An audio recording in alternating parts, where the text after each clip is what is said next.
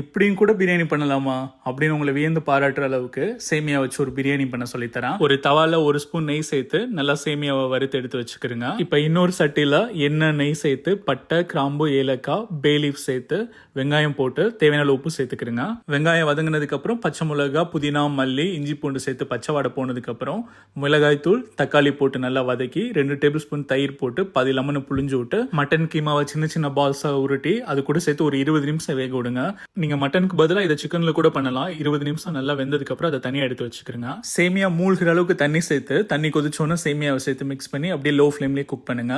இப்போ ஒரு பேன்ல olive oil சேர்த்து நம்ம எடுத்து வச்சிருந்த meet balls pinch of garam masala மிளகுத்தூள் சேர்த்து சலோ ஃப்ரை பண்ணி வச்சுக்கிறேங்க. இப்போ கொஞ்சமா கொத்தமல்லி தூவி ஃப்ரை பண்ண மட்டன் பால்ஸ் அது மேல வச்சு ஒரு 10 நிமிஷம் தம் போட்டு இறக்குனா தரமான சேமியா பிரியாணி ரெடி. நீங்களும் ட்ரை பண்ணி பார்த்துட்டு எப்படி இருக்குன்னு சொல்லுங்க.